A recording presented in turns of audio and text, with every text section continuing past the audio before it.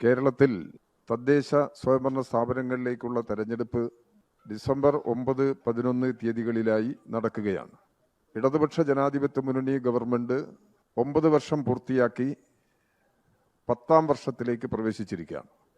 2016-21 LDF ഗവൺമെന്റിനുള്ള ജനങ്ങളിലുള്ള അംഗീകാരം പ്രകടമാക്കുന്ന വിധിയാണ് 2021 ഉണ്ടായത്. 91 MLA-മാരിൽ നിന്ന് 99 MLA-മാരിലേക്ക് എത്തി. ഈയൊരു പശ്ചാത്തലത്തിലാണ്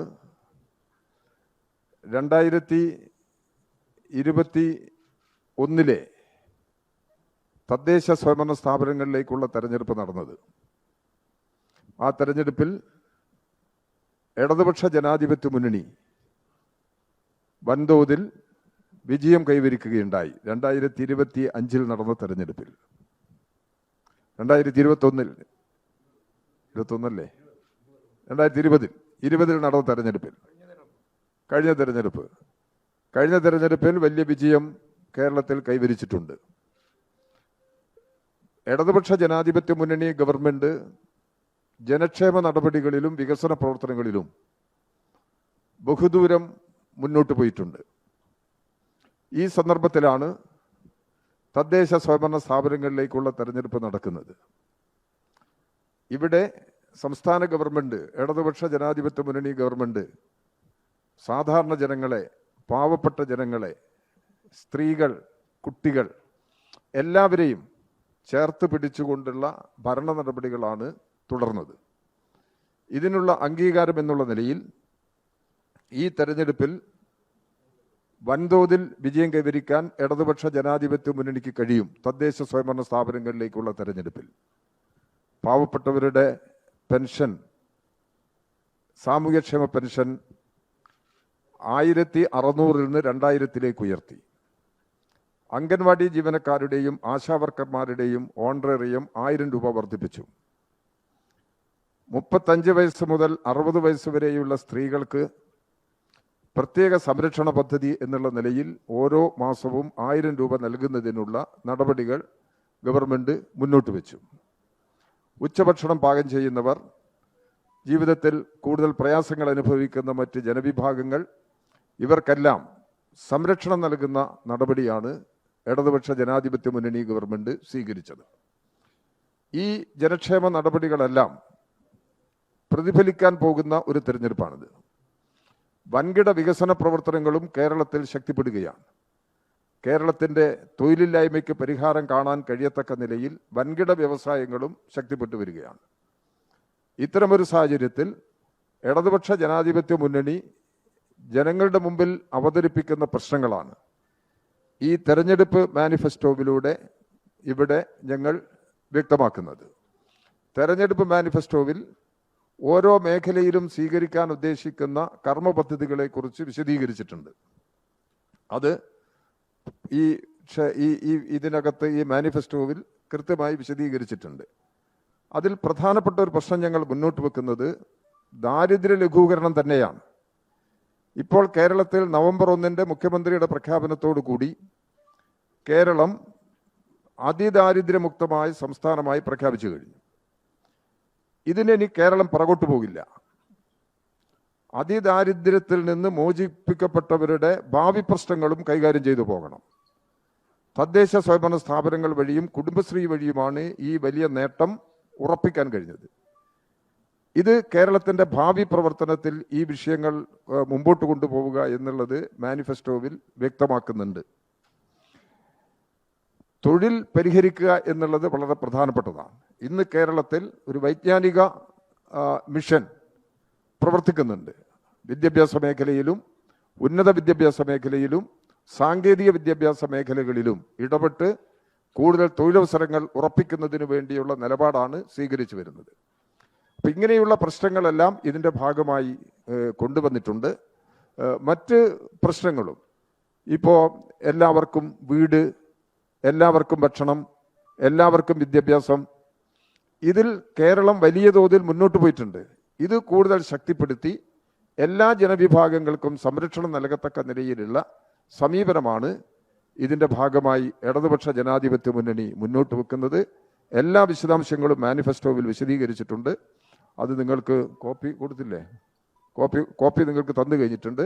അത് പരിശോധിക്കുന്നതാണ്. ഇതിൻ്റെ അടിസ്ഥാനത്തിൽ ഇടതുപക്ഷ ജനാധിപത്യ മുന്നണി കേരളത്തിൽ വൻതോതിൽ വിജയം കൈവരിക്കും എന്ന് തന്നെയാണ് ഉറപ്പാക്കുന്നത്. ഇവിടെ കേരളത്തിൽ ഇടതുപക്ഷ ജനാധിപത്യ മുന്നണിയുടെ ഓരോ സ്ഥാപനാടിസ്ഥാനത്തിലും, തദ്ദേശ സ്വയംഭരണ സ്ഥാപനങ്ങൾ എന്നുള്ള നിലയിൽ ഓരോ സ്ഥാപനാടിസ്ഥാനത്തിലും അവിടുത്തെ സാഹചര്യങ്ങൾക്കനുസരിച്ച് പ്രവർത്തിക്കുന്നതിന് വേണ്ടിയുള്ള മാനിഫെസ്റ്റോ ഓരോ ഭരണസമിതി, ഇപ്പോൾ നിലവിലുള്ള ഓരോ സംവിധാനവും പുറത്തിറക്കുന്നുണ്ട്. അപ്പോൾ ഇതെല്ലാം ചേർന്നുകൊണ്ടാണ് ജനങ്ങളെ സമീപിക്കുന്നത്. ഇതാണ് ഈ മാനിഫെസ്റ്റോയുമായി ബന്ധപ്പെട്ടുകൊണ്ട് പറയാനുള്ളത്.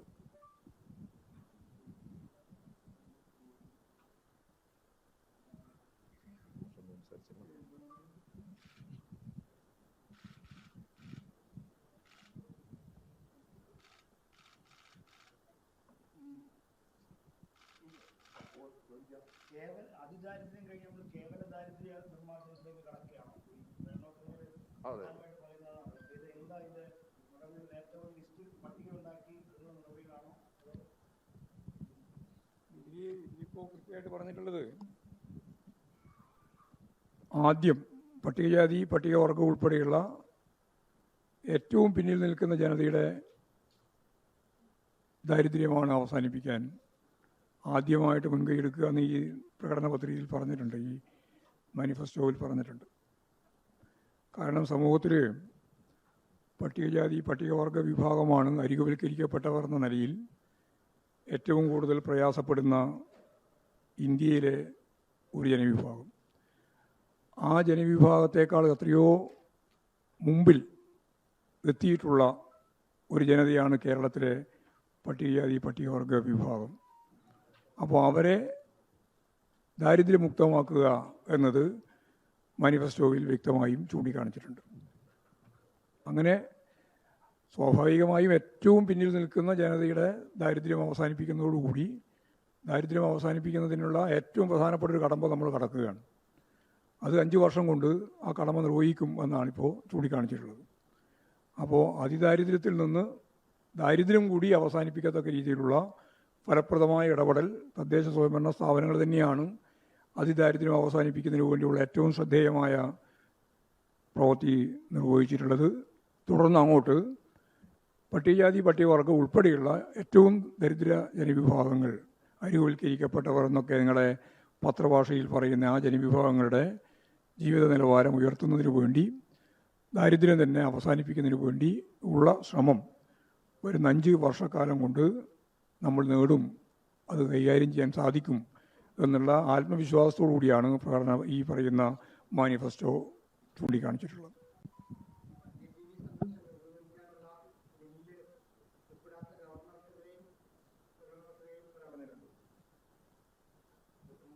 പറഞ്ഞിട്ടുണ്ട്.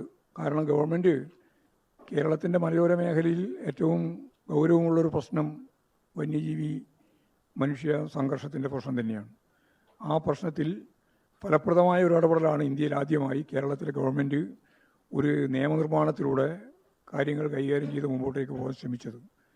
പക്ഷേ ആ നിയമം നിർമ്മിച്ചുവെങ്കിലും ആ നിയമം ഗവർണർ അംഗീകരിക്കപ്പെടുന്ന നിലയിലേക്ക് എത്തിച്ചേർന്നിട്ടില്ല എന്നുള്ള കാര്യം പ്രകടന പത്രികയിൽ പറഞ്ഞിട്ടുണ്ട്. അതിനുവേണ്ടിയുള്ള ശ്രമം ഇനിയും തുടരുക തന്നെ ചെയ്യും.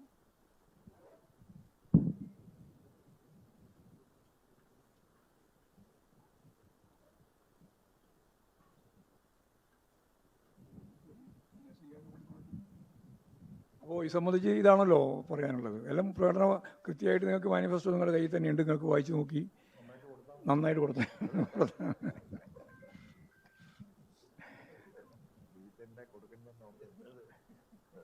ഇനിയുള്ള പ്രധാനപ്പെട്ട ഒരു പ്രശ്നം ഇതിൻ്റെ ഒപ്പം തന്നെ നമ്മൾ കൈകാര്യം ചെയ്തിട്ടുള്ളത് SIR-മായി ബന്ധപ്പെട്ട കാര്യമാണ്.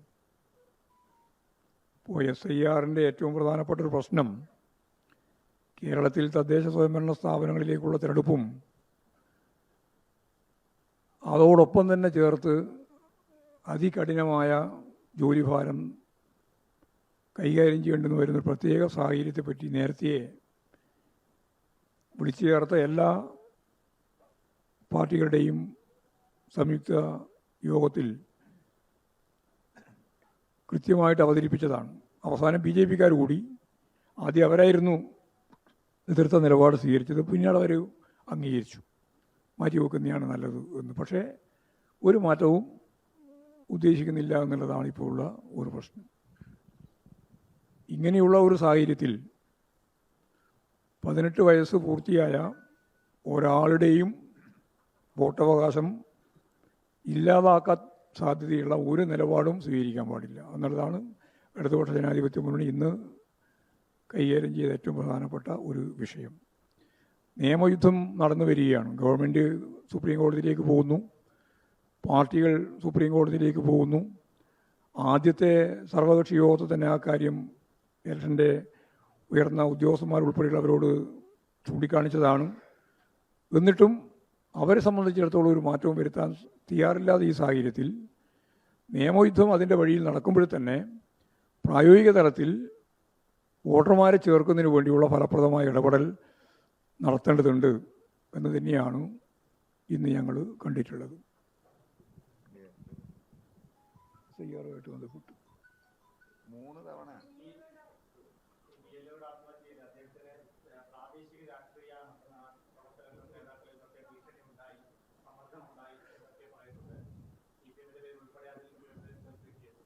ഈ അസംബന്ധം പറയുന്നതിന് ഒരു അതിരില്ലല്ലോ.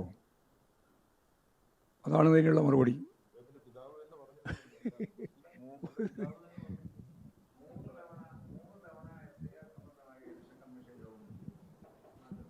നാല് തവണ ഇതിനകം വിളിച്ചു ചേർത്തു. ആ യോഗത്തിലൊക്കെ രാഷ്ട്രീയ പാർട്ടി പ്രതിനിധികൾ ഞങ്ങളൊക്കെ പങ്കെടുത്തതാണ്. ഈ ആദ്യത്തെ യോഗത്തിൽ തന്നെ SIR നടക്കുന്നത് കേരളത്തിൽ ലോക്കൽ ബോഡി തിരഞ്ഞെടുപ്പ് നടക്കുന്ന സന്ദർഭത്തിലാണ്.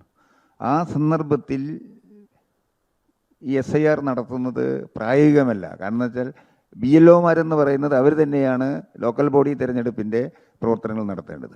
അവരെ തന്നെയാണ് SIR ചുമതലപ്പെടുത്തിയിരിക്കുന്നത്. അമിതഭാരം വന്നതോടുകൂടി നിരവധി ആളുകൾക്ക് ആ ജോലി ചെയ്യാൻ കഴിയുന്നില്ല. അതിൻ്റെ സമ്മർദ്ദത്തിൻ്റെ ഫലമായിട്ട് ഒരാളെ ആത്മഹത്യ ചെയ്തിട്ടുള്ളൂ. ഇനിയും സംഭവങ്ങൾ ഉണ്ടാകാൻ പോവുകയാണ്.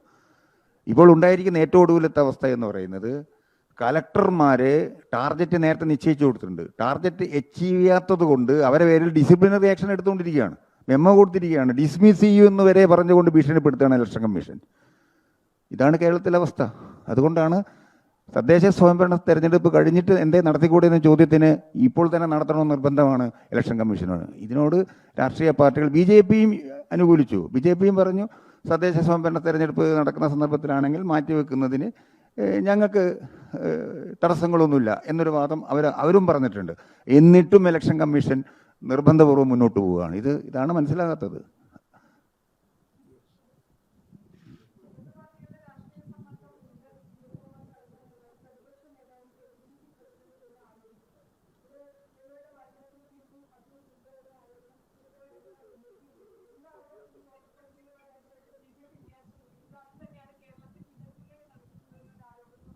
BJPക്ക് സഹായകരമായ നിലപാടാണ് കേരളത്തിൽ UDF എടുത്തുകൊണ്ടിരിക്കുന്നത്. അതിൻ്റെ വാദമായത് പ്രതിപക്ഷ നേതാവ് പ്രത്യേകിച്ചും. അല്ലാതെ അവിടെ ഏറ്റുകൊടുക്കുക എന്ന് പറയുന്നൊരു സ്ഥലത്താണ് ഇദ്ദേഹം ഈ ജോലിയേറ്റ് പ്രവർത്തിച്ചുകൊണ്ടിരിക്കുന്നത്. അദ്ദേഹം 2 മണി വരെ രാവിലെ പുലരുന്നതിന് തൊട്ട് മുമ്പ് വരെ ജോലി ചെയ്തിരുന്നു അന്ന് അദ്ദേഹത്തിൻ്റെ അച്ഛൻ തന്നെ പറയാണ്. മാത്രമല്ല എല്ലാവരുമായിട്ട് ഞങ്ങൾ സഹകരിച്ചു പോകുന്ന ഒരു പ്രദേശമാണിത്. ഞങ്ങൾക്ക് യാതൊരു തരത്തിലുള്ള പ്രശ്നവും പറയില്ല, ഞങ്ങളെല്ലാവരുമായിട്ട് ചേർന്ന് പോകുന്നതാണ് എന്ന് അദ്ദേഹത്തിൻ്റെ അച്ഛൻ തന്നെ പറയുന്ന നില ഉണ്ടായിട്ടുണ്ട്.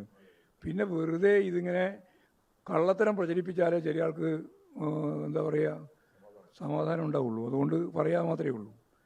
പിന്നെ നിങ്ങളാണത് ആദ്യം തുടങ്ങുക, പിന്നെ അത് അവരും തുടങ്ങും. അല്ലാണ്ട് അവർ തുടങ്ങി നിങ്ങൾ തുടങ്ങലല്ല. അതാണ് ഇതിൻ്റെ ഒരു പ്രധാനപ്പെട്ട വേറൊരു സംഭവം. ആദ്യം മാധ്യമമാണ് തുടങ്ങുക. കാരണം മാധ്യമമാണ് അവരുടെ ഗുരുനാഥൻ. അവർക്ക് എന്നിട്ട് 2 ദിവസം കഴിഞ്ഞാലാണ് അവർ പറയുക. ഇപ്പോൾ 1 ദിവസം കഴിഞ്ഞപ്പോൾ പറഞ്ഞു മാത്രമേ ഉള്ളൂ. ചില മാധ്യമങ്ങളല്ല, ചില എന്ന് പറഞ്ഞാൽ മഹാഭൂരിപക്ഷം ചില എന്ന് പറഞ്ഞിട്ട് അതിനെ വല്ലാത്ത രീതിയിൽ ഡൈല്യൂട്ട് ചെയ്യേണ്ട കാര്യമൊന്നുമില്ല. അത്രയേ ഉള്ളൂ അതിൻ്റെ കാര്യം.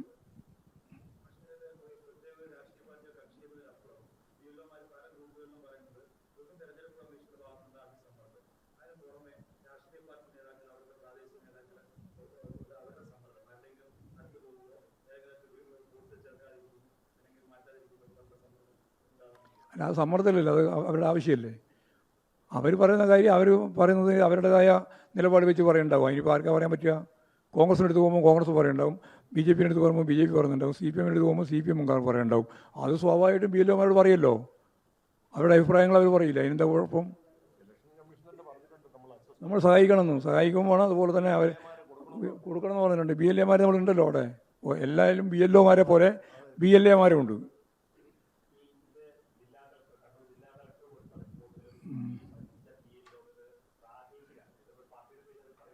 ആ,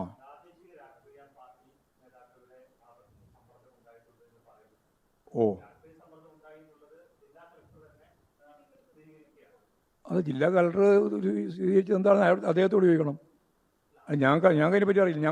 ഞാൻ പറഞ്ഞില്ലേ, CPIM ഇടതുപക്ഷ ജനാധിപത്യ മുന്നണിക്ക് ഒരു തരത്തിലുള്ള സമ്മർദ്ദവും ഇവരുടെ മേലെ നടത്തേണ്ട കാര്യമില്ല. ഞങ്ങൾ സമ്മർദ്ദം ചെലുത്തുന്നത് ഇലക്ഷൻ കമ്മീഷണർക്ക് നേരെയാണ്. അല്ലാണ്ട് ഈ പാവം BLO-എതിരായിട്ട് എന്ത് സമ്മർദ്ദമാണ് ഞങ്ങൾ ചെലുത്തേണ്ടത്? ഞങ്ങൾ സമ്മർദ്ദം ചെലുത്തുന്നുണ്ട്. ആ സമ്മർദ്ദമല്ലേ ഞാൻ പറഞ്ഞത്. അത് സുപ്രീം കോടതി വരെ പോകുന്നത് സമ്മർദ്ദത്തിൻ്റെ ഭാഗം തന്നെയാണ്. അത് ഇലക്ഷൻ കമ്മീഷനെതിരായിട്ടാണ്.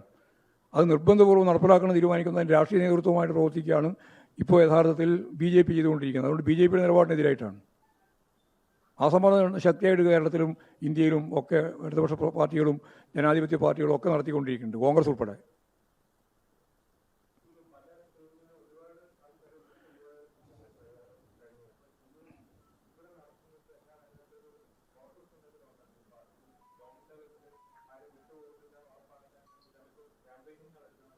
ഓ, അത് ഞങ്ങൾക്ക് അത് സംബന്ധിച്ച് കൃത്യമായിട്ട് പറഞ്ഞല്ലോ. 18 വയസ്സ് പൂർത്തിയായിട്ടുള്ളവർ ഉൾപ്പെടെയാണല്ലോ വോട്ടർമാരായിട്ട് വരേണ്ടത്. അവരുൾപ്പെടെ ഒരാളെയും ഈ വോട്ടർ ലിസ്റ്റിൽ നിന്ന് ഒഴിവാക്കുന്ന നിലപാട് സ്വീകരിക്കാൻ പഴുതില്ലാത്ത രീതിയിൽ വോട്ടർ ലിസ്റ്റ് രൂപപ്പെടുത്തുന്നതിൽ ഇടതുപക്ഷ ജനാധിപത്യ മുന്നണി ഒറ്റക്കെട്ടായിട്ട് പ്രവർത്തിക്കണമെന്നാണ് ഇപ്പോൾ തീരുമാനിച്ചിട്ടുള്ളത്. അത് ഞങ്ങളുടെ വോട്ട് മാത്രമല്ല, എല്ലാവരുടെയും വോട്ടാണ് പറയുന്നത്. ഒരു രാഷ്ട്രീയ പാർട്ടി ഒഴിയാതെ മുഴുവൻ രാഷ്ട്രീയ പാർട്ടികളായവരുടെയും അവരോടെല്ലാം ഒപ്പം നിൽക്കുന്ന ജനങ്ങളുടെയും എല്ലാം വോട്ട് ഇതിൽ വേണം. അപ്പോൾ ആ വോട്ടേഴ്സ് ലിസ്റ്റ് ഫലപ്രദമായി കൈകാര്യം ചെയ്യാൻ ഇന്നത്തെ പരിസ്ഥിതിയിൽ വലിയ പ്രയാസമാണ്, വലിയ സംഘർഷാത്മകമായ സാഹചര്യമാണ്. കാരണം ഇവർക്ക് ഇതൊന്നും ചെയ്യാൻ സാധിക്കുന്നതല്ല. സ്ഥിതി വേണ്ടത്ര സ്റ്റാഫും ഉണ്ടാവില്ല, BLOമാർ തന്നെ വേണ്ടത്ര സജീവമായിട്ട് ഉണ്ടാവില്ല. BLOമാരിൽ തന്നെ ഒരു വലിയ വിഭാഗം ഇലക്ഷനുമായി ബന്ധപ്പെട്ട് പ്രവർത്തിക്കുന്നവരാണ്. അങ്ങനെയെല്ലാം വരുന്ന പ്രശ്നങ്ങളുണ്ട്. അതാണ് കേരളത്തിൻ്റെ പ്രശ്നം. അതുകൊണ്ടാണല്ലോ പറഞ്ഞത് ഇപ്പോൾ ഇതിൻ്റെ ഒപ്പം തന്നെ രണ്ടും ചേർന്ന് നടക്കാൻ പാടില്ല എന്ന്. പക്ഷേ ആ പാടില്ല എന്ന് പറഞ്ഞിട്ടും അവർ അതൊന്നും ഒരു തരത്തിലും അംഗീകരിക്കാൻ തയ്യാറില്ല. അപ്പോൾ അത് വോട്ടർ ലിസ്റ്റിൽ ആൾ പേരുണ്ടായാലും ഇല്ലെങ്കിലും ഞങ്ങൾ വരുന്ന 9-ാം തീയതി പ്രസിദ്ധീകരിക്കുന്നതാണ് ഇപ്പോൾ പറഞ്ഞുകൊണ്ടിരിക്കുന്നത്. 9-ാം തീയതി എന്ന് പറഞ്ഞാൽ നമ്മുടെ ഇലക്ഷൻ നടക്കുന്ന ദിവസമാണ്. പോളിംഗ് നടക്കുന്ന 1-ാം ടേമിലെ ആദ്യത്തെ ദിവസമാണ് ഇത് പ്രസിദ്ധീകരിക്കുന്നത് പറയുന്നത്. അപ്പോൾ ഒരു കാര്യം ഉറപ്പാണ്, ഇതിൻ്റെ അകത്ത് ആൾ മുഴുവൻ വേണം എന്നുള്ള ഒരു നിർബന്ധവും ഇലക്ഷൻ കമ്മീഷനില്ല. കാരണം 10-60 ലക്ഷത്തിലധികം ആളുകളെ ഒഴിവാക്കപ്പെടുകയാണ് ചെയ്തത് ബീഹാറിൽ. അതുപോലുള്ള സാഹചര്യം കേരളത്തിലും അതുപോലെ തന്നെ ഇപ്പോൾ ഈ SIR നടന്നുകൊണ്ടിരിക്കുന്ന എല്ലാ മേഖലയിലും ഉണ്ടാക്കുക എന്നുള്ളതാണ് അവർ ഉദ്ദേശിക്കുന്നത്. കേരളത്തെ സംബന്ധിച്ച് അതിനനുവദിക്കാൻ പറ്റില്ല എന്നുള്ളതാണ് ഇടതുപക്ഷ ജനാധിപത്യ മുന്നണി ഇന്ന് ചർച്ച ചെയ്തത്.